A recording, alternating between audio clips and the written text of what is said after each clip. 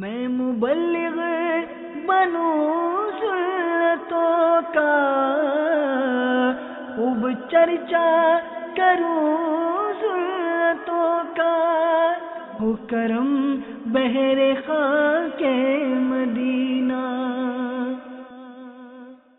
الحمد للہ رب العالمین، والصلاة والسلام علی سید المرسلین، اما بعد فاعوذ باللہ من الشیطان الرجیم، بسم اللہ الرحمن الرحیم۔ الصلاة والسلام علیک یا رسول اللہ وعلی آلک واصحابک یا حبیب اللہ۔ الصلاة والسلام علیک یا نبی اللہ وعلی آلک واصحابک یا نور اللہ۔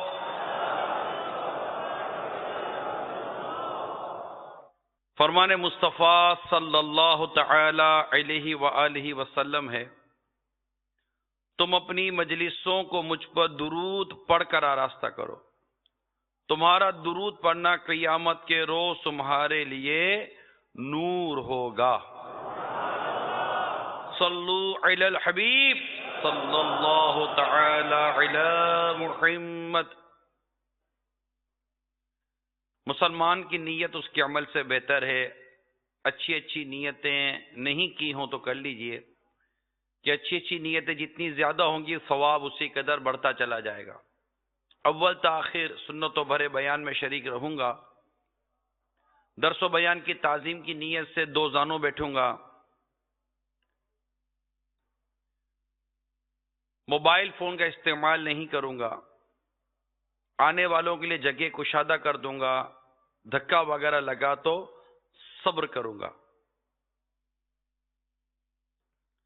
میں بھی نیت کرتا ہوں اعلیٰ کلمت الحق، یعنی اللہ تعالیٰ کا کلمہ بلند کروں گا، نیکی کی دعوت دوں گا، برائی سے منع کروں گا۔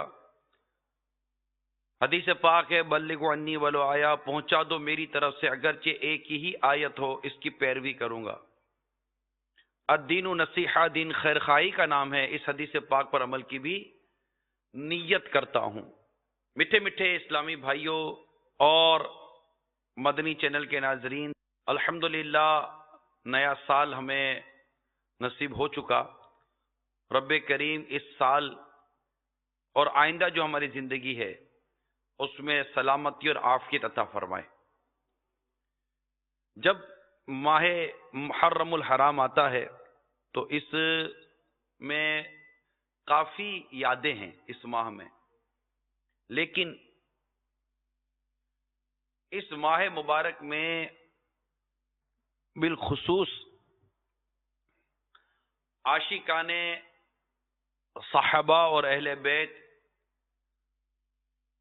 یہ خصوصیت کے ساتھ ان کا ذکر کرتے ہیں۔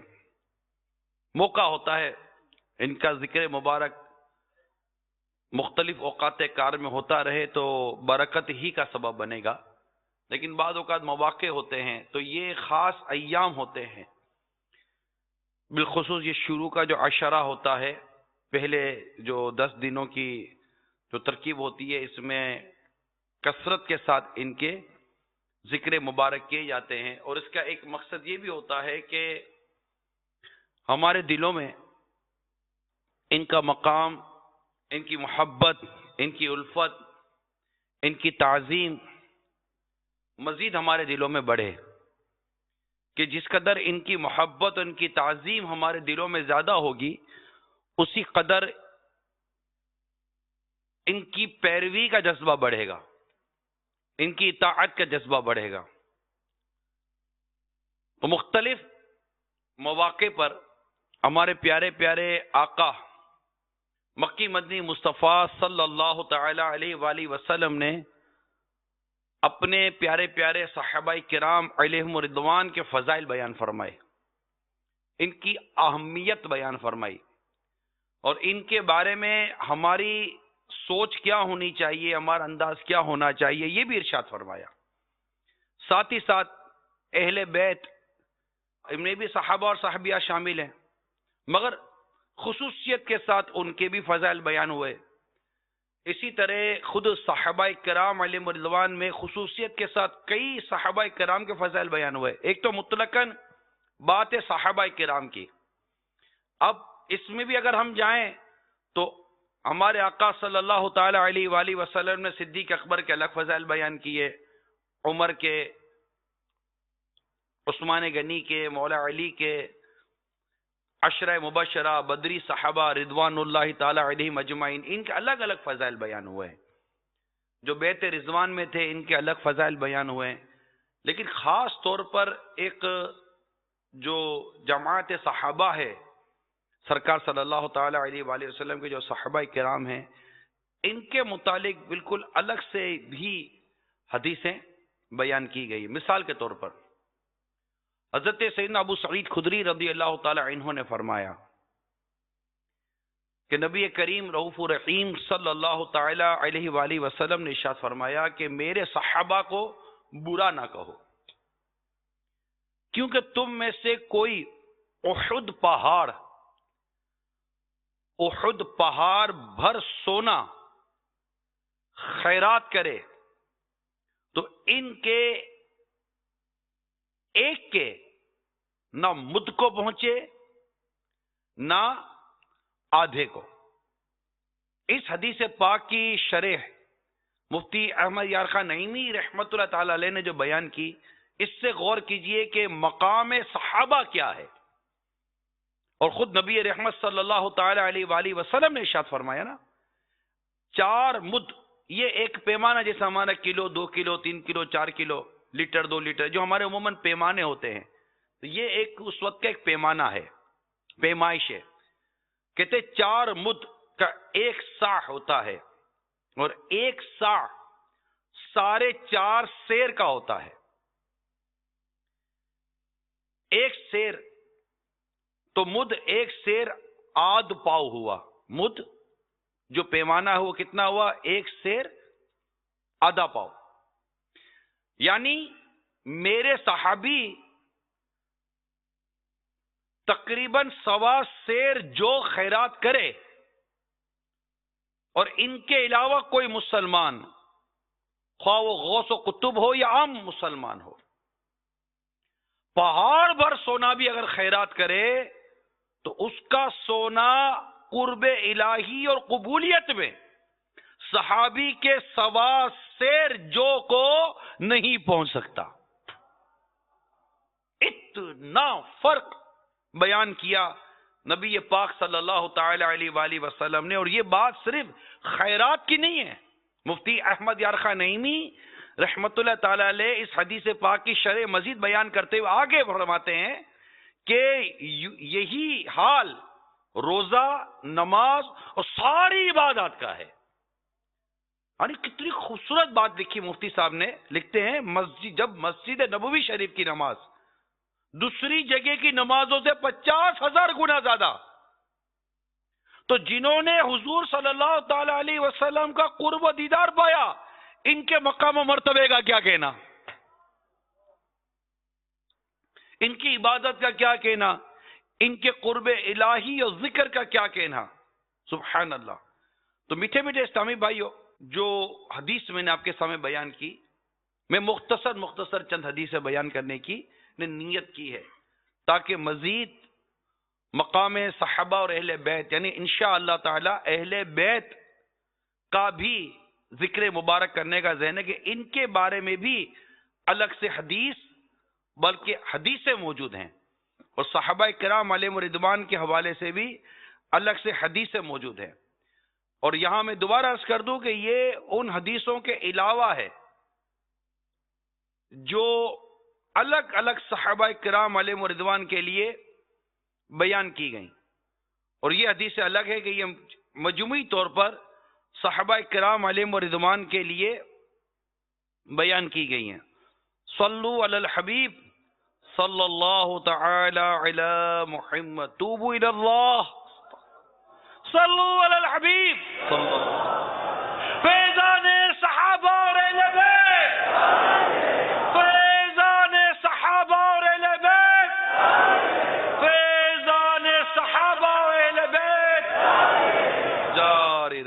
رضوان اللہ تعالی علیہم اجمعین. سبحان اللہ. حضرت عمر رضی اللہ تعالی عنہ سے روایت فرماتے کہ رسول کریم صلی اللہ تعالی علیہ وآلہ وسلم نے فرمایا میرے صحابہ کی عزت کیا کرو. ہاں ہاں کیا ہے، کتنی خوبصورت بات ہے. میرے صحابہ کی عزت کرو کیونکہ وہ تمہارے بہترین ہیں. کتنی پیاری بات ہے، کیونکہ وہ تمہارے بہترین ہیں. ان کے مقام و مرتبے کا تو کیا کہنا. مزید فرماتے پھر وہ جو ان کے قریب ہیں، پھر وہ جو ان کے قریب ہیں، پھر جھوٹ ظاہر ہوگا حتیٰ کہ آدمی قسم کھائے گا حالانکہ قسم نہ لیا جائے گا، اور گواہی دے گا حالانکہ گواہی اس سے نہ لی جائے گی. آگاہ رہو، جو جنت کا وسط چاہے وہ جماعت کو مضبوط پکڑے، کیونکہ شیطان اکیلے کے ساتھ ہوتا ہے اور وہ دو سے دور رہتا ہے. کوئی شخص کسی اجنبی عورت سے خلوت یعنی تنہائی نہ کرے کیونکہ شیطان ان کا تیسرا ہوتا ہے، اور جس کو اس کی نیکی خوش کرے اس کی برائی غمگین کرے تو وہ مومن ہے. آئیے اب آپ کو پیاری اور خوبصورت حدیث کی وضاحت عرض کرتا ہوں کہ ہمارے آقا صلی اللہ تعالی علیہ وآلہ وسلم نے کتنی پیاری بات ارشاد فرمائی. تمہارے میں سے جو بہترین ہیں وہ میرے صحابہ ہیں، ان کی عزت کیا کرو. پھر وہ جو ان کے قریب ہیں، پھر وہ جو ان کے قریب ہیں، تابعین اور تبع تابعین. اب اس کی وضاحت بالکل الگ ہے لیکن موضوع سے میں بالکل ہٹ جاؤں گا. تو ان کے مقام و مرتبے کو نبی رحمت شفیع امت صلی اللہ تعالی علیہ وآلہ وسلم نے الگ سے بیان کیا، اور پھر فرمایا کہ جو جنت کا وسط چاہے وہ جماعت کو مضبوط پکڑے. یعنی صحابہ کرام علیہم رضوان کے جو عقائد اور اعمال تھے ان کی پیروی کرے. اور یہاں جماعت کا لفظ یعنی جیسے ہم اہل سنت و جماعت، تو سرکار صلی اللہ تعالی علیہ وآلہ وسلم اور ان کے صحابہ کرام علیہم رضوان کے طریقے پر چلنے کے حوالے سے ہم ایک لفظ استعمال کرتے ہیں اہل سنت و جماعت. یہ جماعت کا لفظ یہیں سے آیا ہے. اللہ تعالی ہمیں اس پر استقامت عطا فرمائے. طریقہ ہمیں آپس میں یہ ذہن بنا کر رکھنا کہ ہمیں انہی طریقوں پہ رہنا ہے، اور جماعت کے ساتھ مضبوطی سے رہو، اکیلے نہ رہو کہ شیطان اکیلے والے پر حملہ کرتا ہے اور جہاں دو ہو نا ان سے دور رہتا ہے. یعنی جو عقائد اور اعمال صحابہ سے الگ ہوا شیطان اس پر حملہ کرے گا، شیطان اس کو اپنے سا کرے گا اور اس کو دوزخ کی طرف نہ دھکیل دے. تو جنت کا جو راستہ ہے، جنت پہ جانے کا راستہ، یہ وہ راستہ ہے کہ جو حضرات صحابہ کرام اور اہل بیت کے جو راستے پر چلا، یہ راستہ اسے جنت کے راستے پہ لے جائے گا. یہ بات سمجھنے کی خاص ضرورت ہے. اکیلے کے حوالے سے جسے میرے آقا صلی اللہ تعالی علیہ وآلہ وسلم نے ارشاد فرمایا کوئی شخص کسی اجنبی عورت کے ساتھ تنہا نہ رہے. یہ کتنی پیاری بات آگے ارشاد فرمائی. آج کے اس پرفتن دور میں اس بات کو بہت سمجھنے کی ضرورت ہے. یہاں عورتوں کے ساتھ علیحدگی کا تو کوئی پرابلم ہی نہیں ہے. ٹائم سیٹ ہوتے ہیں، ڈیٹیں سیٹ ہوتی ہیں، کھانے کے لیے، پینے کے لیے، پھر بند کمروں کے اندر ترقی بنتی رہتی ہے. مگر یہاں بہت پیارے پیارے مدنی پھول عطا کیے ہیں مفتی احمد یارخان نعیمی رحمت اللہ تعالی علیہ نے کہ کوئی شخص کسی اجنبی عورت سے خلوت یعنی تنہائی نہ کرے کیونکہ شیطان ان کا تیسرا ہوتا ہے. تو عورت سے یہاں مراد اجنبی عورت ہے، لہذا اپنی ذی رحم ماں، بہن، بیٹی جن سے خونی رشتے ہوتے ہیں ان کے ساتھ، یا جن سے نکاح نہیں ہو سکتا، وہ اس کے علاوہ ہیں. جو عورت صرف محرمہ ہو اس سے نکاح ہمیشہ کے لیے حرام ہو، مگر ذی رحم نہ ہو، جیسے ماں، بیٹی، بہن وغیرہ ہوتی ہے نا، وہ نہ ہو. تو مفتی صاحب فرماتے ہیں کہ ان کے ساتھ بھی تنہائی اختیار کرنے سے بچے. جیسے ساس ہو گئی، اس سے نکاح نہیں ہو سکتا مگر ایک رشتے میں فرق ہے، تو جیسے ساس ہو گئی یا اس طرح کی اور چند رشتے ہو جاتے، تو ان میں تنہائی سے بچے، مگر ان سے پردہ نہیں ہے۔ مگر جیسے ماں بہن اور بیٹی سے جس طرح کا رشتہ ہے اس کو سمجھانے کے لیے عرض کیا گیا ہے۔ تو اللہ کرے کہ ہم ان اجنبی عورتوں کے ساتھ تنہائی اختیار کرنے سے بچیں۔ یہ میرے آقا صلی اللہ تعالی علیہ وسلم نے بہت پیاری بات ارشاد فرمائی، اور مدنی چینل کے ناظرین اور حاضرین یہ ذہن نشین کر لیں کہ اجنبی عورتوں کے ساتھ ہمیں پردہ کرنا ہے، مطلب ہمیں پردے میں رہنا ہے۔ پردہ ان کو کرنا ہے، ہمیں اپنی نگاہوں کی حفاظت کرنی ہے کہ بد نگاہی نہیں کرنی ہمیں۔ اللہ انہیں بھی پردے کی توفیق عطا فرمائے۔ لیکن ظاہر ہے کہ اب ہر عورت کو مدنی برقع پہنانے سے رہے، ہر عورت کو پردہ کروانے سے رہے، نہ آپ وہ شاید کر سکے نہ میں کر سکوں، کم از کم اتنا تو کرے کہ ہم اپنی نگاہوں کی حفاظت کریں، اپنی نگاہوں کو وہ دیکھنے سے بچائیں جس کے دیکھنے سے اسلام نے ہم کو منع کیا ہے، اور ان کے ساتھ تنہائی اختیار کرنے سے بچیں۔ جو ڈاکٹر اور اس طرح کے بعد پروفیشنلز ہوتے ہیں اپنے الگ سے کیبن بناتے ہیں، چھوٹا سا چیمبر ہوتا ہے، آفس بنی ہوئی ہوتی ہے، اس کے اندر بالکل اکیلے میں اپنی پرائیویٹ سیکرٹری کو بٹھا کر رکھتے ہیں، اپنی پرائیویٹ اسسٹنٹ کو بٹھا کر رکھتے ہیں۔ وہ اس بات پر غور کریں کہ آخر کیا وجہ ہے کہ آپ کو ملی بھی تو لڑکی ملی پرسنل اسسٹنٹ بنانے کے لیے، پرائیویٹ سیکرٹری بنانے کے لیے، کیا مرد کم پڑ گئے تھے؟ اور ملی بھی تو جوان لڑکی ملی، ملی بھی تو خوبصورت لڑکی ملی، وہ بھی تنہائی میں بٹھانے کے لیے آپ کو ملی۔ آپ نے اپنے دیگر اسٹاف کو آفس کے باہر بٹھایا ہوا ہے، اور ایک جوان لڑکی کو آپ نے اپنے آفس کے اندر بٹھایا ہوا ہے، وہ بھی کیبن بند کر کر آپ اس کے ساتھ تنہائی میں بیٹھتے ہیں، اس کے ساتھ تنہائی میں میٹنگیں کرتے ہیں۔ تو ایسا کیوں کرتے ہیں آپ؟ کیوں اپنے آپ کو جہنم کی آگ کی طرف دھکیلنے والے کام کرتے ہیں؟ مجھے تو حیرت ان اسلامی بہنوں پر، ان عورتوں پر ہے، اسلامی بہنیں بھی ان کو کیا بولوں، ان عورتوں پر ہے جو اس طرح کی نوکریاں قبول کرتی ہیں کہ جن میں غیر مردوں کے ساتھ تنہائی اختیار کرنی پڑتی ہے، بے پردگی اختیار کرنی پڑتی ہے، اپنی شرم اور حیا، اپنی عزت اور عفت کو داؤ پہ لگا کر کوئی تنخواہیں نہیں لی جاتی، یہ نوکریاں نہیں درست ہوتی۔ بلکہ آج کے اس پرفتن دور میں، اور تو خاص مہینہ، اس خاص مہینے میں تو ہماری اسلامی بہنیں خاتون جنت کا ذکر کرتی ہیں رضی اللہ تعالی عنہا، فاطمہ زہرا کا ذکر کرتی ہے رضی اللہ تعالی عنہا۔ اہل بیت کا اگر ذکر کیا جائے تو ازواج مطہرات یعنی امہات المومنین کا ذکر کیا جاتا ہے، عائشہ صدیقہ رضی اللہ تعالی عنہا، حضرت خدیجہ الکبریٰ رضی اللہ تعالی عنہا، دیگر صحابیات کا ذکر کیا جاتا ہے۔ ان کے پردے کیا بھول جاتی ہیں؟ کہ ان کی احتیاطیں بھول جاتی ہیں؟ کہ ان کی مدنی سوچیں ہم بھول جاتے ہیں؟ جب ذکر کر رہے ہیں ان کا تو ان جیسے عمل کیوں نہیں کرتے، اور عمل کرنے کی طرف آتے کیوں نہیں ہیں؟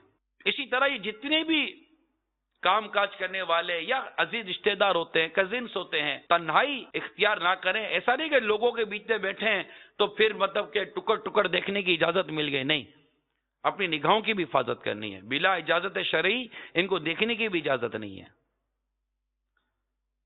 اور یہ حیا اور شرم و حیا کی باتیں ہیں، اس میں ہر ایک اسلامی بھائی کو، ہر ایک اسلامی بہن کو احتیاط کرنی ہے کہ نیا سال شروع ہوا ہے، نیا عزم ہو، نئی نیت ہو، نیا جذبہ ہو، نیا ولولہ ہو کہ ہم آج کے بعد بد نگاہی نہیں کریں گے، اجنبی غیر محرم عورتوں کے ساتھ تنہائی اختیار نہیں کریں گے، بلا اجازت شرعی ان سے بات چیت نہیں کریں گے۔ اسلامی بہنیں بھی اپنے طور پر نیت کریں، اپنے آپ کو بچائیں۔ اور کتنی پیاری بات آگے نبی رحمت صلی اللہ تعالی علیہ وآلہ وسلم نے ارشاد فرمائی، اور جس کو اس کی نیکی خوش کرے اور اس کی برائی غمگین کرے تو وہ مومن ہے۔ یعنی ایمان کی علامت یہ ہے کہ آدمی کو اپنی برائیاں، اپنے گناہ برے معلوم ہوں اور وہ غم کرے، اور اپنی نیکیاں اچھی معلوم ہو اور ان پر خوشی کرے۔ فرماتے ایسی صورتحال میں جو آپ نے فرمایا، اس کا دل مفتی ہوتا ہے جو اس سے اچھے اور برے، اچھے اور بھلے کاموں کے متعلق اس کی رہنمائی کرتا ہے۔ فرماتے اللہ ایسا ایمان ہمیں نصیب فرما دے کہ جب ہم سے کوئی گناہ سرزد ہو جائے، کوئی ایسی خطا سرزد ہو جائے تو ہم غمگین ہو جائیں، خوشی کے مارے دھمال نہ کریں۔ سود کا فارم پاس ہو گیا تو چار آدمی کو بتاتے پھرو، ارے میرا سود پاس ہو گیا، تمہاری عقلوں پر، تمہارا سود پاس ہو گیا اور تم خوش ہو رہے ہو۔ اللہ سے اعلان جنگ کا تم نے گویا کہ اجازت نامہ لے لیا، تم خوش ہو رہے ہو؟ تمہارا ناجائز پلاٹ نکل آیا تم خوش ہو رہے ہو، تمہاری ناجائز لوٹری نکل آئی تم خوش ہو رہے ہو، تم نے نئی فلم دیکھ لی تم خوش ہو رہے ہو، تمہارا نئی کسی غیر محرم لڑکی سے تمہارا تعلق جڑ گیا تم خوش ہو رہے ہو، اس سے تمہارا تعلق بن گیا، اس سے تمہاری لائن جڑ گئی تم خوش ہو رہے ہو، تمہیں کسی اجنبی لڑکی کا فون نمبر مل گیا اور تم اس سے لائن پہ لگ گئے تم خوش ہو رہے ہو، تو پھر تمہاری عقلوں کے اوپر کچھ ہوش کے ناخن لو.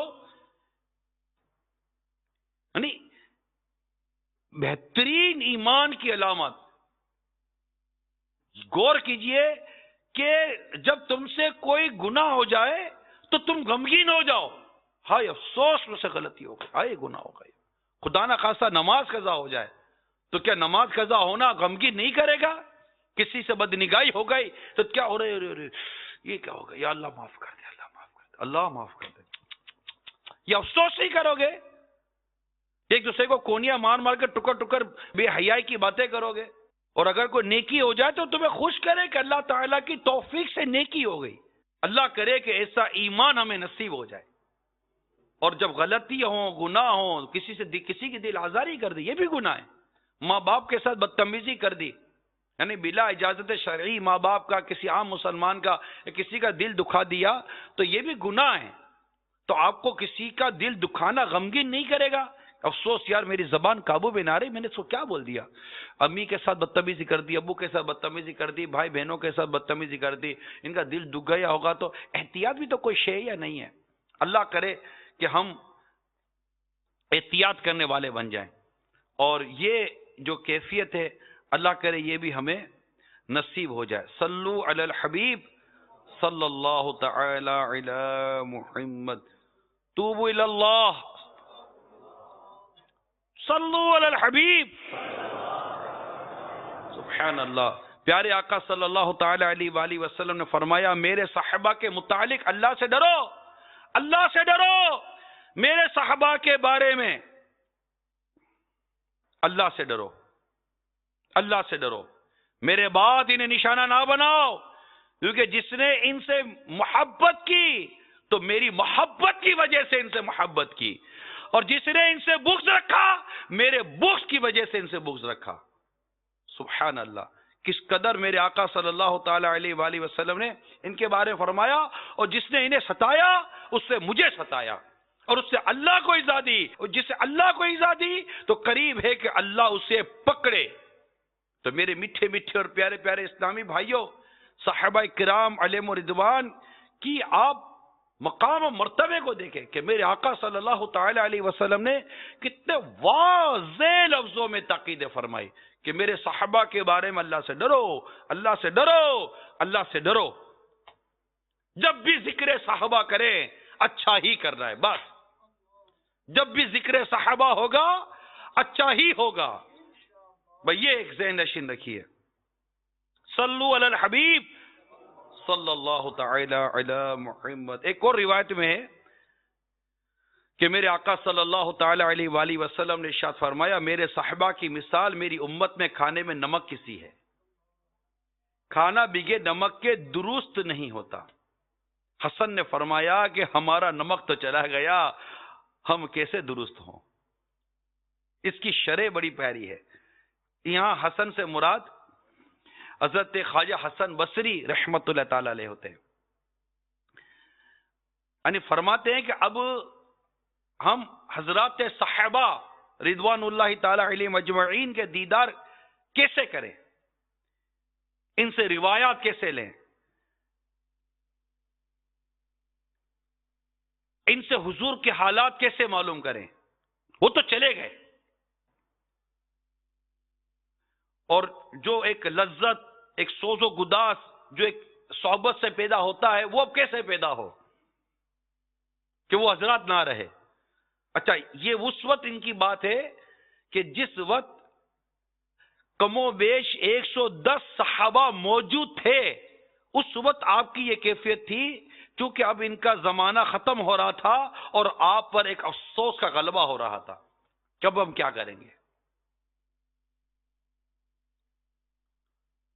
سبحان اللہ. یہ ہے میرے آقا صلی اللہ تعالی علیہ وسلم کے پیارے صحابہ کرام علیہم رضوان کا پیارا پیارا مقام. اور دوسری طرف اگر آتے ہیں کہ میرے آقا صلی اللہ تعالی علیہ وآلہ وسلم نے بڑے واضح لفظوں میں اہل بیت کے بارے میں جو ارشاد فرمایا، کیونکہ صحابہ میں اہل بیت کے کئی شامل، آپ کے گھر والے، اسی طرح مولا علی کرم اللہ تعالی وجہ الکریم، امام حسن، امام حسین رضی اللہ تعالی عنہما، حضرت خاتون جنت فاطمہ زہرا رضی اللہ تعالی عنہا، اور امہات المومنین، اور دیگر کئی ایسے نام لکھے گئے حدیث کی شرح میں کہ جو آپ کے اہل بیت میں آتے ہیں، وہ صحابی بھی ہیں اور اہل بیت میں بھی ہیں۔ مگر ایک حدیث پاک میں آپ کو سناتا ہوں جس میں میرے آقا صلی اللہ تعالی علیہ وآلہ وسلم نے بڑے واضح لفظوں میں ارشاد فرمایا۔ یعنی صحابی روایت کرتے ہیں کہ ایک مقام پر سرکار صلی اللہ تعالی علیہ وسلم نے ہمیں خطبہ ارشاد فرمایا، واعظ و نصیحت فرمائی، اور پھر فرمایا حمد کے بعد لوگوں خبردار، میں بشر ہوں، قریب ہے کہ میرے رب کا قاصد میرے پاس آ جائے، میں اس کا بلاوا قبول کر لوں۔ میں تم میں دو عظیم چیزیں چھوڑتا ہوں، بہت اہم، بہت بڑی چیزیں چھوڑتا ہوں، جن میں سے پہلی تو اللہ کی کتاب ہے جس میں ہدایت اور نور ہے۔ تم اللہ کی کتاب لو، اس سے مضبوط پکڑو۔ اتنی خوبصورت بات ہے، فَخُذُوا بِكِتَابِ اللَّهِ فَاسْتَمْسِكُوا بِهِ، اسے مضبوطی سے پکڑو۔ پھر کتاب اللہ پر ابھارا، یعنی ترغیب دلائی، اس کی رغبت دی۔ پھر فرمایا اور میرے اہل بیت، میں تم کو اپنے اہل بیت کے متعلق اللہ سے ڈراتا ہوں، جسے صحابہ کرام علیہم رضوان کے بارے میں بھی اللہ سے ہے نا، ایک جو میں نے ابھی تھوڑی دیر پہلے حدیث بیان کی۔ اب اہل بیت کے بارے میں خاص طور پر ان کی اہمیت ایسی ہے، جیسے صحابہ کرام کے ذکر میں عمر فاروق بھی ہیں، صدیق اکبر بھی ہیں، دیگر صحابہ بھی، لیکن ان کے الگ سے بھی فضائل بیان کیے گئے۔ اسی طرح اہل بیت کی اہمیت اتنی اہم ہے کہ ان کے بھی الگ سے فضائل بیان کیے گئے، اور ان کے بارے میں اللہ سے ڈرنے کو فرمایا گیا کہ ان کے معاملے میں تم اللہ سے ڈرو۔ مفتی احمد یار خان نعیمی رحمۃ اللہ تعالی علیہ فرماتے ہیں کہ ان کی نافرمانی، ان کی بے ادبی اور بالکل بھول کر بھی نہ کرنا، ورنہ دین کھو بیٹھو گے۔ وہ مقام ہے اہل بیت کا، یہ مقام ہے صحابہ کرام علیہم رضوان کا کہ ان کے متعلق ہمیں اللہ سے ڈرنا ہے۔ اور پھر کتاب اللہ، اللہ کی کتاب قرآن مجید کو مکمل تھام کے رکھنا۔ یاد رکھیے اس میں حدیث پاک پر بھی عمل شامل ہے، کیونکہ قرآن پاک کو سمجھنے کے لیے حدیث ضروری ہے۔ حدیث اور سرکار صلی اللہ تعالی علیہ وسلم کا عمل، یہ قرآن پاک کی تفسیر بیان کرتا ہے۔ قرآن خود کہتا ہے یہ محبوب جو تمہیں دے وہ لے لو، جس چیز سے روکے اسے رک جاؤ۔ کیا دیا محبوب نے صلی اللہ تعالی علیہ وسلم، اور کس چیز سے روکا پیارے حبیب صلی اللہ تعالی علیہ وآلہ وسلم نے؟ اس کو دیکھنے سمجھنے کے لیے ہمیں حدیث پڑھنی پڑے گی، حدیث کو سمجھنے کے لیے ہمیں اس کی شرح پڑھنی پڑے گی، اور اس کے دیگر احکام کو سمجھنے کے لیے فقہائے کرام کے ارشادات کو سمجھنا پڑے گا۔ تو کتاب اللہ یعنی اللہ کی کتاب قرآن مجید کو سمجھنے کے لیے ہمیں فقہائے کرام کی بھی حاجت ہے، محدثین کرام کی بھی حاجت ہے، ائمہ کرام کی بھی حاجت ہے، علماء کرام کی بھی حاجت ہے۔ جب ہم ان عشاق کا دامن تھام کے رکھیں گے تو قرآن کی رسی مضبوطی کے ساتھ پکڑے رکھیں گے۔ تو اللہ تعالیٰ فرماتا ہے اور اللہ کی رسی کو مضبوطی سے تھامے رکھو۔ ہمیں کتاب اللہ، اللہ کی کتاب کلام مجید قرآن پاک کو مضبوطی سے تھامے رکھنا ہے۔ اور آج جو ہمارا حال ہے، یہ حال اس وجہ سے بھی ہے کہ درس قرآن اگر ہم نے نہ بلایا ہوتا، یہ زمانہ نہ زمانے نے دکھایا ہوتا۔ قرآن پاک کے احکام کو مضبوطی کے ساتھ پکڑنا، اس کو قرآن کو سمجھنے پر منحصر ہے۔ قرآن کو سمجھنا قرآن کے پڑھنے پر ہے، قرآن کو پڑھنا قرآن کے سیکھنے پر ہے۔ ارے قرآن پڑھنا ہی نہیں سیکھا تو سمجھیں گے کیسے؟ سمجھنے کے لیے اجتماعات میں آنا ضروری ہے، علماء کی صحبت ضروری ہے، راہ خدا عز و جل میں سفر ضروری ہے۔ اگر تجارت بھی کرتے ہیں تو بھی قرآن کے حکم کے مطابق کریں گے، اگر شادی بیاہ بھی کرتے ہیں، گھر بار بھی چلاتے ہیں تو بھی قرآن کے حکم کے مطابق کریں گے، اگر دوستی اور صحبت بھی رکھتے ہیں تو بھی قرآن کے حکم کے مطابق رکھیں گے، کہ قرآن تو ذات حیات دیتا ہے، قرآن تو پورے کے پورا اسلام کی جو نظریہ ہے زندگی گزارنے کا وہ قرآن دیتا ہے اور رہنمائی دیتا ہے. ہم قرآن ہی درست نہیں پڑھ پا رہے, قرآن کھول نہیں پا رہے, قرآن سمجھ نہیں پا رہے, کیسے ہوگا؟ الحمدللہ دعوت اسلامی ہمیں تفسیر شائع کر کے دے رہی ہے سراج الجنان کے نام پر. اس کے 18 پارے آ چکے ہیں, 6 جلدیں آ چکی ہیں, کہ ہم اسے لیں, پڑھیں اور سمجھیں.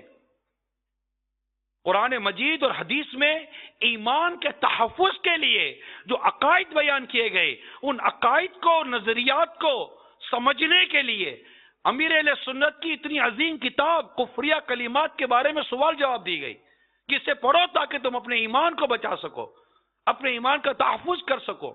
قرآن کی آیات اور حدیث پاک اور فقہاء کرام کے احکام پر مبنی ایک کتاب, جامع کتاب, منفرد کتاب, انمول کتاب کفریہ کلمات کے بارے میں سوال جواب ہم کو دی گئی. ہم پڑھے تو صحیح, ہمیں پتہ ہی کیسے چلے کہ ہمارے عقائد کیسے ہونے چاہیے, نظریات کیسے ہونے چاہیے. بات کرنی ہے تو کیا کرنی ہے, جو نہیں کرنی تو کیا نہیں کرنی, پتہ ہی کچھ نہیں ہوتا.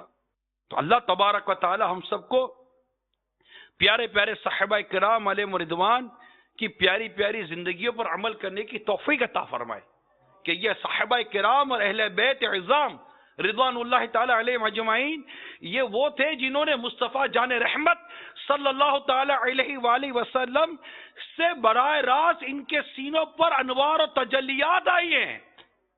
انہوں نے ان تعلیمات کو نہ صرف سنا ہے بلکہ آقا مدینہ صلی اللہ تعالی علیہ وسلم نے جو ان کی تربیت فرمائی, جو انہیں احکام ارشاد فرمائے, انہوں نے ان کو جذب کیا, ابزارب کیا, اور پھر ان احکامات کو لے کر یہ دنیا کے چپے چپے میں پھیلے, دنیا کے کونے کونے میں پھیلے. تو میرے میٹھے میٹھے پیارے پیارے اسلامی بھائیوں اور مدنی چینل کے ناظرین, یہ ہیں وہ آقا مدینہ صلی اللہ تعالی علیہ وسلم کے پیارے پیارے صحابہ جن کی پیروی ہم کو کرنی ہے. مسند امام احمد میں حضرت عبداللہ بن مسعود رضی اللہ تعالی عنہ سے مروی فرماتے ہیں, جو شخص اقتداء کرنا چاہتا ہے اسے چاہیے کہ اصحاب رسول کی اقتداء کرے صلی اللہ تعالی علیہ وسلم, اس لیے کہ ان کے دل ساری امت سے زیادہ نیک اور پاک تھے, ان کے علم میں سب سے زیادہ گہرائی تھی, وہ سب سے کم تکلف کرنے والے تھے, وہ سب سے زیادہ سیدھی راہ پر تھے, ان کے حالات سب سے بہتر تھے. یہ وہ لوگ ہیں جن کو اللہ تعالیٰ نے اپنے پیارے حبیب صلی اللہ تعالی علیہ وآلہ وسلم کی پیاری پیاری صحبت کے لیے چن لیا تھا. بس تم ان کی قدر و منزلت کو پہچانو, ان کے نقش قدم پر چلو, اس لیے کہ سیدھی راہ پر گامزن یہی لوگ تھے. اگر ہم واقعی سیدھے راستے پر چلنا چاہتے ہیں تو ہمیں انہی کے راستے پر چلنا پڑے گا, ہمیں ان کی بتائے ہوئے احکامات پر عمل کرنا پڑے گا. یہ وہ لوگ تھے کہ جن کے بارے میں کہا گیا, جب امت کو مل چکی اس حق کی نعمت, ادا کر چکی فرض اپنا رسالت, رہی حق پہ باقی نہ بندوں کی صحبت, نبی نے کیا خلق سے قصد رحلت, تو اسلام کی وارث قوم چھوڑی کہ دنیا میں جس کی مثالیں ہیں تھوڑی. سب اسلام کے حکم بردار بندے, سب اسلامیوں کے مددگار بندے, خدا اور نبی کے وفادار بندے, یتیموں کے رانڈوں کے غمخوار بندے, راہ کفر و باطل سے بیزار بندے, نشے میں میں حق کے سرشار بندے. جہالت کی رسمیں مٹا دینے والے, کہانت کی بنیاد ڈھا دینے والے, سر احکام دی پر چکا دینے والے, خدا کے لیے گھر لٹا دینے والے, ہر آفت میں سینہ سپر کرنے والے, فقط ایک اللہ سے ڈرنے والے. نہ کھانوں میں تھی وہاں تکلف کی کلفت, نہ پوشش سے مقصود تھی زیب و زینت, امیر اور لشکر کی تھی ایک صورت, فقیر و غنی سب کی تھی ایک حالت. خلیفات امت کے ایسے نگہباں, ہو گلے کا جیسے نگہباں چوباں. سمجھتے تھے ذمی و مسلم کو یکساں, نہ تھا عبد و حر میں تفاوت نمایاں. کنیز اور بانو تھیں آپس میں ایسی, زمانے میں ماں جائی بہنیں ہو جیسی. راہ حق میں تھی دوڑ اور بھاگ ان کی, فقط حق پہ تھی جس سے تھی لاگ ان کی. بھرکتی نہ تھی خود بخود آگ ان کی, شریعت کے قابضے میں تھی باغ ان کی. جہاں کر دیا نر نرما گئے وہ, جہاں کر دیا گرم گرما گئے وہ، کفایت جہاں چاہتے وہاں کفایت، سخاوت جہاں چاہتے وہاں سخاوت، جچی اور تلی دشمنی اور محبت، نہ بے وجہ الفت نہ بے وجہ نفرت، جھکا حق سے جو جھک گئے اس سے وہ بھی، رکا حق سے رک گئے اس سے وہ بھی۔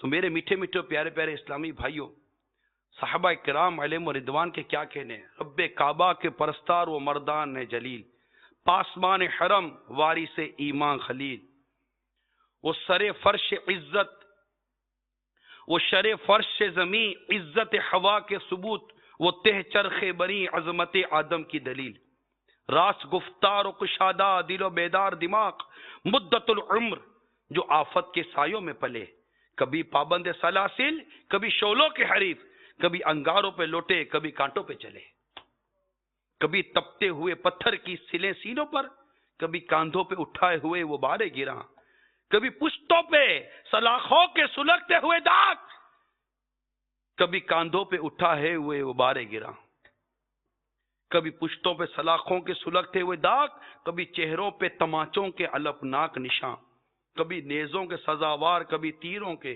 کبھی تائنوں کے کچوکے، کبھی فاقوں سے نڈھال، کبھی چکی کی مشقت، کبھی تنہائی کی قید، کبھی اپنوں کی ملامت، کبھی غیروں کا ابال، کبھی بہتان ترازی، کبھی دشنام غلیظ، کبھی تضحیک و تمسخر، کبھی شبہات و شکوک، کبھی روحانی اذیت، کبھی توہین ضمیر، کبھی اینٹوں سے تواضع، کبھی کوڑوں کا سلوک، کبھی محبوس گھروں میں تو بھی کبھی خانہ بدر، چیتھڑے تن کے نگہباں کبھی وہ بھی نہیں، تشنگی کا ہے وہ عالم کے الہی توبہ، تشنگی کا ہے وہ عالم کے الہی توبہ، حلق چاہے تھوڑی سی نمی وہ بھی نہیں، آزمائش کے لپکتے ہوئی ہنگاموں میں وقت نے ان کے نشانات قدم دیکھے ہیں، تختہ دار پر آئے تو اسے چوم لیا، تختہ دار پر آئے تو اسے چوم لیا، ایسے جیدار بھی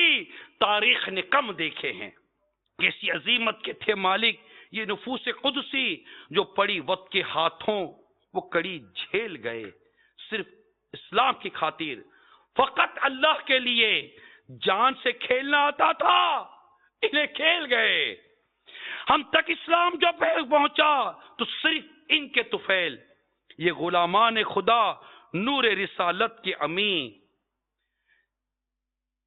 سر بسر پہ کرے ایثار محتشم ایمان، حشر تک ان کا سا ہو پیدا کوئی ممکن ہی نہیں۔ میرے میٹھے میٹھے اور پیارے پیارے اسلامی بھائیوں اور مدنی چینل کے ناظرین، الحمدللہ ہمارے صحابہ کرام علیہم رضوان کا جو نبی رحمت صلی اللہ تعالی علیہ وآلہ وسلم سے جو پیارا پیارا تعلق تھا، اللہ اللہ اللہ، ایک انداز ان صحابہ کرام علیہم رضوان کا، تو دین کی خاطر قربانیاں، مال چھوڑا، گھر بار چھوڑا، کاروبار چھوڑا، کیا کچھ ہے جو نہیں چھوڑا، کہتے ہیں آقا کے ابرو اشارے پر اپنی جان قربان کر دینے کا جذبہ رکھتے تھے، کہ بس آقا صلی اللہ تعالی علیہ وسلم کی رضا کس میں ہے، اور ایسی قلبی وابستگی تھی کہ جب سرکار مدینہ صلی اللہ تعالی علیہ وآلہ وسلم کو مرض نے آپ کی بارگاہ میں حاضری دی، وصال ظاہری سے کچھ ایام قبل، کچھ عرصہ قبل، تو صحابہ کرام علیہم رضوان زیارت کو ترستے تھے، حجرہ مبارک سے باہر آمد ہو نہیں رہی تھی، تو صحابہ کرام علیہم رضوان نماز پڑھ رہے تھے، نبی پاک صلی اللہ تعالی علیہ وآلہ وسلم نے جب پردہ اٹھا کر دیکھا کہ صحابہ کرام نماز کی حالت میں دیکھا تو نماز کی حالت میں دیکھ کر مسکرائے، تو صحابہ کرام میں مسرت کی لہر دوڑ گئی۔ حضرت انس فرماتے ہم نے حضور صلی اللہ تعالی علیہ وسلم کے چہرے انور سے زیادہ ہنسی منظر نہیں دیکھا، یعنی کیسی کیفیت ہوگی کہ صحابہ کرام نماز پڑھ رہے ہیں، آقا صلی اللہ تعالی وسلم نے پردہ ہٹا کر جب انہیں دیکھا تو صحابہ کرام کے تو عید ہو گئی کہ وہ دیدار ہو گیا جس کو دیکھنے کے لیے یہ ترسا کرتے تھے۔ کیسی شان تھی ہمارے صحابہ کرام علیہم رضوان کی. کچھ ایسے بھی تھے کہ جن کو اپنی آنکھیں محض اس لیے عزیز تھیں کہ ان سے سرکار صلی اللہ تعالی علیہ وسلم کی زیارت ہوتی تھی. ایک صحابی کی آنکھیں جاتی رہیں، لوگ عیادت کو آئے تو کہنے لگے آنکھیں تو مجھے اس لیے عزیز تھیں کہ ان سے ان کی زیارت ہوتی تھی. جو وہی نہ رہے تو اب آنکھوں جانے کا غم کس چیز کا؟ ان آنکھوں کا ورنہ کوئی مصرف ہی نہیں ہے، سرکار تمہارا رخ زیبا نظر آئے. ہائے ہائے. اور کچھ تو ایسے صحابہ تھے کہ انہوں نے روزمرہ کا معاملہ ایک طرف کر دیا، سب کو چھوڑ چھاڑ کر آقا صلی اللہ تعالی علیہ وسلم کی خدمت کے لیے وقف ہو گئے. بلال حبشی رضی اللہ تعالی عنہ کو دیکھ لیجئے، انہیں کیسی سعادت نصیب ہوئی. آپ کو گویا کہ آقا صلی اللہ تعالی علیہ وسلم کے گھر کے کام کاج کے لیے وقف کر دیا کہ سارے گھر کے کام کاج، تقریباً گھر کے کام کاج وہی کر دیا کرتے تھے، اور دنیا کی ساری جھنجھٹوں سے جان چھڑا کر ان کے قدموں میں آ گئے جہاں سے سب کچھ نصیب ہو رہا ہوتا ہے. حضرت عبداللہ ابن مسعود رضی اللہ تعالی عنہ کی کیفیت ایسی تھی کہ آپ سفر کے لیے کہیں بھی تشریف لے جاتے سرکار صلی اللہ تعالی علیہ وسلم تو وہ ساتھی ہوتے تھے. آپ کی نالین پاک، بچھونا، سفر کے دیگر سامان، اتارنا چڑھانا، مسواک، پانی، وضو کا پانی وغیرہ، یہ سب انہوں نے اپنے ترکیب میں لیا ہوا تھا. اور صحابہ کرام علیہم رضوان انہیں میر ساما کہا کرتے تھے. سرکار صلی اللہ تعالی علیہ وسلم کے میر ساما تھے حضرت عبداللہ بن مسعود رضی اللہ تعالی عنہ. یہ بھی ان کا ایک اپنا انداز ہوتا تھا. اسی طرح حضرت ربیعہ اسلمی رضی اللہ تعالی عنہ سارا دن آپ ہی کی خدمت میں لگے رہتے. جب میرے آقا صلی اللہ تعالی علیہ وسلم عشاء کی نماز سے فارغ ہو کر کاشانہ نبوت پر تشریف لے جاتے تو آپ باہر دروازے پر بیٹھے رہتے کہ شاید آپ کو کوئی کام پڑ جائے اور میرے بھاگ جاگ جائے. میرے آقا صلی اللہ تعالی علیہ وسلم کی خدمت میں ہی رہتے. ایک روز نبی رحمت صلی اللہ تعالی علیہ وسلم نے اپنے غلام کو شادی کے بارے میں ارشاد فرمایا تو عرض کی آقا اگر میں نے شادی کر لی تو مجھ سے ہی آپ کا در چھوٹ جائے گا. خیر سرکار صلی اللہ تعالی علیہ وسلم نے انہیں شادی پر آمادہ کر لیا. اسی طرح حضرت عقبہ بن عامر رضی اللہ تعالی عنہ یہ بھی آپ کے مستقل خدمت گزار میں شامل تھے، اور آپ صلی اللہ تعالی علیہ وسلم سفر پر تشریف لے جاتے تو پیدل آپ کے ساتھ ساتھ چلتے اور آپ کی اونٹنی ہانکا کرتے تھے. حضرت انس بن مالک رضی اللہ تعالی عنہ کو ان کی والدہ ماجدہ نے نبی پاک صلی اللہ تعالی علیہ وسلم خدمت کے لیے بچپن ہی میں وقف کر دیا تھا. حضرت ابو ہریرہ رضی اللہ تعالی عنہ اور دیگر اصحاب صفہ تو ویسے ہی نبی پاک صلی اللہ تعالی علیہ وسلم کی بارگاہ میں حاضر رہا کرتے تھے. تو ایسے اتنے واقعات ہیں ہمارے صحابہ کرام علیہم رضوان کے، اور ان کا وہ مقام و مرتبہ ہے کہ کیا بات کی جائے. الغرض ہمیں اپنی زندگی کو بہتر گزارنے کے لیے اور اسلام کے اصولوں پر عمل کرنے کے لیے یہ ضروری ہے کہ اپنی زندگی کا انداز حیات صحابہ کرام علیہم رضوان، حیات اہل بیت عظام اور قرآن پاک کے جملہ احکام کے مطابق اپنی زندگی گزارنی ہے. قرآن پاک کا جو حکم ہے یا ایھا الذین آمنوا ادخلوا فی السلم کافہ، اے ایمان والو اسلام میں مکمل داخل ہو جاؤ. ابھی اللہ تبارک و تعالیٰ نے ہمیں ارشاد فرمایا کہ اے ایمان والو اسلام میں مکمل داخل ہو جاؤ. اب اسلام میں مکمل داخل ہونے کا طریقہ، اسلام میں مکمل داخل ہونا ہے تو ہمیں قرآن پاک کے احکام، حدیث مصطفیٰ صلی اللہ تعالی علیہ وسلم، سیرت صحابہ کرام علیہم رضوان، سیرت اہل بیت عظام رضوان اللہ تعالی علیہم اجمعین، ان کو سمجھنا پڑے گا. یہ ایک بیان سے نہیں ہوگا. یہاں تو صرف ان کا ایک مقام، ایک مرتبہ، ان کی ایک اہمیت اور ان کی فضیلت پر کچھ بیان کیا گیا کہ ہمارے دل میں مزید ان کی عظمت و محبت پیدا ہو، ان کا انداز پیدا ہو، ان کی زندگی کی انداز ہمیں پتہ چلے. جنگ احد میں سعد بن نبی رضی اللہ تعالی عنہ کو زخموں کی حالت میں دیکھا تو مطلب آخری لمحات ہیں تو پوچھا کہ کوئی وصیت اگر کرنی ہو تو وصیت فرما دیجئے. تو کہا کہ اللہ کے رسول صلی اللہ تعالی علیہ وسلم کو میرا سلام کہہ دینا, میری قوم سے کہہ دینا کہ راہ خدا میں اپنی جان نثار کرتے رہے. یہ تھے صحابہ کرام علیہم رضوان.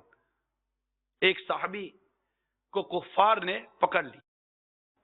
دیکھیں انداز صحابہ, الفت رسول کا انداز, تعلق مصطفیٰ کیسا تھا کہ ایک صحابی رسول کو دشمنوں نے پکڑ لیا.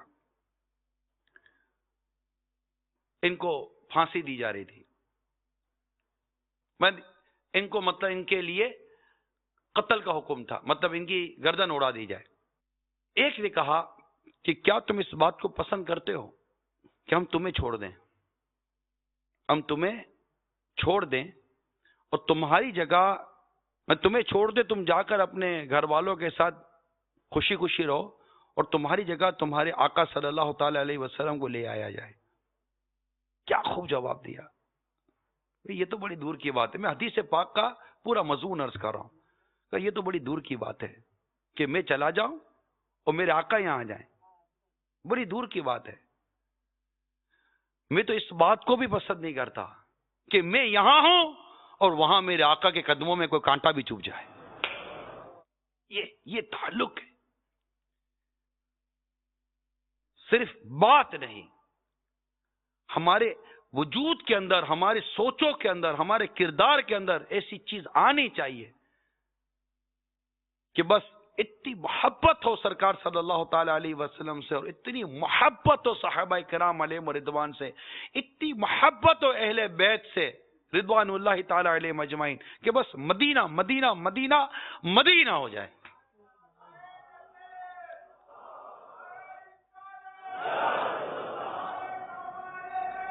جاری ہے. اب یہی محبت اہل بیت کی ہمیں کربلا والوں سے محبت یاد دلاتی ہے کہ کربلا کے میدان میں نواسہ رسول حضرت امام حسین رضی اللہ تعالی عنہ نے اپنے رفقا کے ساتھ, اپنے ساتھیوں کے ساتھ اسلام اور دین کے لیے جان دی نا.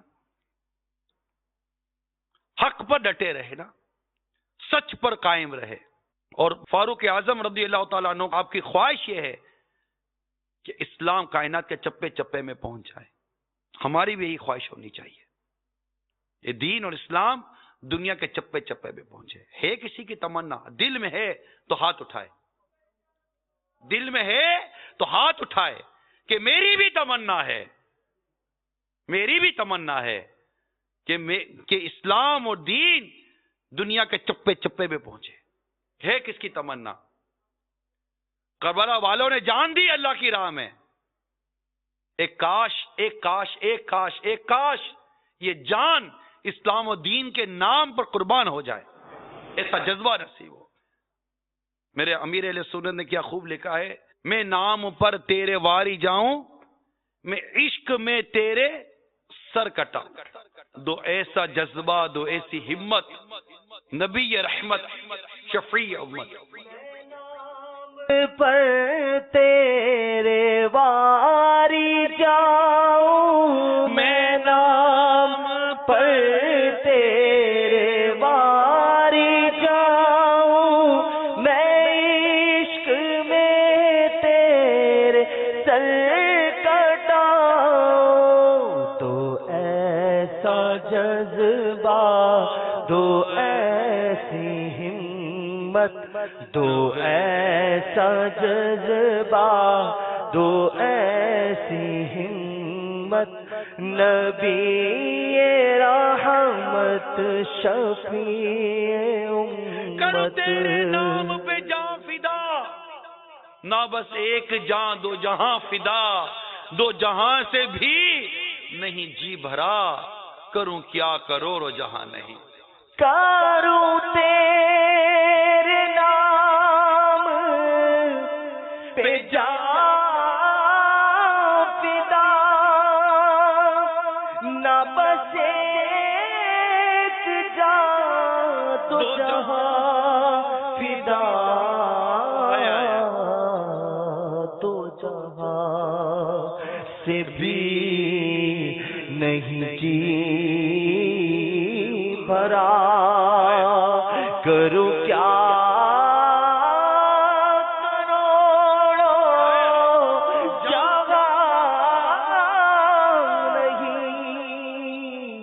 آقا اعلیٰ حضرت امام اہل سنت کا شعر ہے، اور ان کے شہزادے کیا لکھتے ہیں؟ یہ ایک جان کیا ہے اگر ہوں کروڑوں، یہ ایک جان کیا ہے اگر ہو کروڑوں، یہ ایک جان کیا ہے اگر ہو کروڑوں، تیرے نام پر سب کو وارا کروں میں، تیرے نام پر سب کو وارا کروں میں۔ صدیق اکبر رضی اللہ تعالیٰ عنہ تو غار میں جان دے ہی چکے تھے، تو آقا نے لوٹا دی۔ سعد بن ابی وقاص تو آگے آ ہی گئے تھے، دیگر صحابہ کرام علیہم رضوان بعد غزوات میں آگے آ ہی گئے تھے کہ ہم ہیں تو کون سا تیر، کون سی تکلیف میرے آقا تک پہنچ سکتی ہے۔ گویا کہ یہ جذبات تھے ان کے رضوان اللہ تعالی علیہم اجمعین۔ تو عشق رسول صحابہ کرام علیہم رضوان سکھاتے ہیں۔ اسلام کے نام پر گھر بار قربان کرنا یہ صحابہ کرام علیہم رضوان سکھاتے ہیں۔ اسلام و دین کے نام پر قربانی دینا یہ صحابہ کرام علیہم رضوان سکھاتے ہیں۔ ایک کاش محرم الحرام کہ اس مبارک مہینے میں ایک کاش ہمیں یہ جذبہ نصیب ہو جائے کہ ہم بھی اگر یہ جذبہ رکھتے ہیں کہ اسلام و دین اور سنتوں کا پیغام کائنات کے چپے چپے میں پہنچے تو کیا چاہنے سے پہنچے گا؟ ارے گھر بیٹھے چاہے تو ایک روپیہ چل کر نہیں آتا، تو کیا چاہنے سے یہ ہو جائے گا؟ نہ، قربانی دینی پڑے گی، وقت کی قربانی دینی پڑے گی، ہمیں سفر کرنا پڑے گا اپنے علاقوں میں۔ ارے ہم اپنی مسجد آباد نہیں کر پا رہے، جذبہ تو ہم یہ رکھتے ہیں کہ ساری کائنات میں اسلام کا پرچم عام ہو جائے۔ مدینہ جذبہ ہونا چاہیے۔ آپ کی محلے کی مسجد میں ذرا جھانک کر تو دیکھیے فجر کے نمازی کتنے ہیں، آپ کے علاقے کے نمازی کتنے ہیں، ذرا دیکھیں تو صحیح۔ فلمیں، ڈرامے، گانے باجے جو تیزی کے ساتھ بڑھ رہے ہیں، بے حیائی اتنی بڑھ رہی ہے۔ آج تک میری زندگی کے 30، 40، 25، 20، 50، 60، 70 سال ہو گئے، میں نے اس بے حیائی کو روکنے میں اپنا کیا کردار ادا کیا؟ چاہتا تو میں ہوں کہ میں دین اور اسلام کو چپے چپے میں پہنچا دوں، مگر چاہتے تو سب ہیں کہ ہو اوج سریا پہ مقیم، مگر پہلے ایسا کوئی پیدا تو کرے قلب سلیم۔ ہم میدان عمل میں آئیں تو صحیح، اپنی مسجد، محلے کی مسجد کو تو آباد کریں۔ ہماری محلے کی مسجد میں نمازی نہیں آ رہے، ہمارے محلے میں فیضان سنت کا درس نہیں ہو رہا، ہمارے محلے میں کئی لوگ قرآن پاک درست پڑھنا نہیں جانتے۔ بے عملی کا سیلاب، بے عملی کا طوفان خود آپ کے محلے اور گھر نہیں، آپ ہم میں سے ایک تعداد ہے جس کے گھر کے اندر آیا ہے، گھر کے اندر ہے۔ بے حیائی اور بے عملی کا طوفان، بے حیائی بے عملی کا سیلاب۔ چاہتے تو ہے کہ کائنات کے چپے چپے میں دین پہنچے، ارے گھر کے 4 افراد کو ہم دین اور سنتوں کا پابند نہیں بنا سکے۔ اس کے لیے علم سیکھنا پڑے گا، علم دین آپ کو اور ہم سب کو قربانی دینی پڑے گی۔ ہمیں مدنی ماحول اختیار کرنا پڑے گا، مدنی کورس کرنا پڑے گا، مدنی تربیتی کورس کرنا پڑے گا۔ ارے اسکول، کالج، یونیورسٹی میں 15، 20، 25 سال پڑھ کر بھی کیا سیکھے، مگر دین کو کتنا سیکھا، اسلام کو کتنا سیکھا، نیکی کی دعوت کو کتنا سیکھا۔ وہ جذبہ آنا اپنی جگہ پر ہے، کیفیت کا ہونا اپنی جگہ پر ہے، لیکن قربانی دینی پڑے گی۔ اللہ تبارک و تعالیٰ کی رضا کے لیے علم سیکھیں، عمل سیکھیں، نیکی کی دعوت دینے کا جذبہ سیکھیں، اور خوب اپنی تربیت لیں، اپنے آپ کو تیار کریں، اور پھر اپنے محلے میں، اپنے علاقوں میں، اپنے شہروں میں، اپنے ملکوں میں جا کر سنتوں کی خدمت کے لیے خود کو پیش کریں، اور وہاں جا کر روزانہ کچھ نہ کچھ وقت دعوت اسلامی کے مدنی کاموں کو دیں۔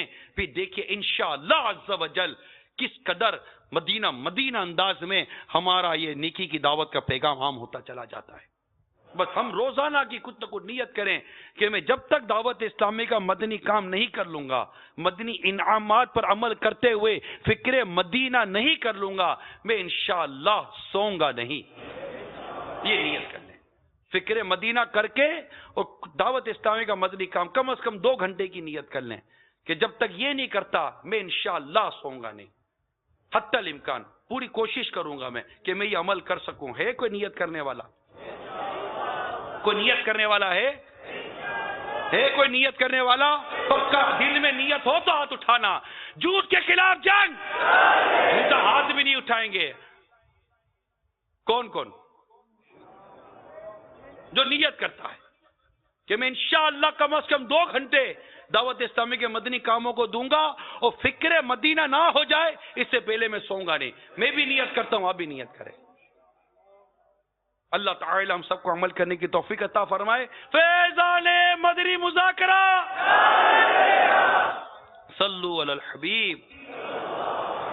میٹھے میٹھے اسلامی بھائیوں اور مدنی چینل کے ناظرین، الحمدللہ عز وجل دعوت اسلامی کا سنت و برا عظیم الشان پیغام دنیا کے کئی ممالک میں پہنچتا ہی چلا جا رہا ہے. اس کی ایک اہم ترین اور بنیادی وجہ دعوت اسلامی کے مدنی قافلے ہیں کہ الحمدللہ عاشقان رسول وقتاً فوقتاً مدنی قافلوں کے مسافر بنتے ہیں. بعض ایسے خوش نصیب ہیں جو وقف مدینہ ہو گئے، ساری زندگی دعوت اسلامی کے مدنی کاموں کے لیے گویا وقف کر دی. بعضوں نے 12 ماہ دے دیے، بعضوں نے 6 ماہ دے دیے، کسی نے 3 ماہ دے دیے، کسی نے 1 ماہ دے دیا، کوئی 12 دنوں کے لیے تو کوئی 3 دن کے لیے مدنی قافلوں میں سفر اختیار کرتے ہیں. اور اس سے الحمدللہ مدنی کاموں میں بہتری بھی آتی ہے اور مساجد میں مدنی کام کی ترقی بھی بنتی ہے، بے نمازی بنتے ہیں، بہت فوائد حاصل ہوتے ہیں. خود ہمارے اپنے کردار کو بہت فرق پڑتا ہے، علم و عمل کا پیکر بنتا ہے مدنی قافلوں میں سفر کرنے والا، اگر صحیح معنوں میں سفر کرے تو. اسی طرح ماہ محرم الحرام میں بھی مدنی قافلوں کی خوب دھوم دھام مچانے کی کوشش کی جاتی ہے. اس کے لیے الحمدللہ ملک بھر سے 12 ماہ کے لیے اسلامی بھائی عالمی مدنی مرکز فیضان مدینہ میں آ رہے ہیں. اسی طرح بیرون ملک سے اسلامی بھائی کچھ آ بھی گئے ہیں اور امید مزید بھی آئیں گے.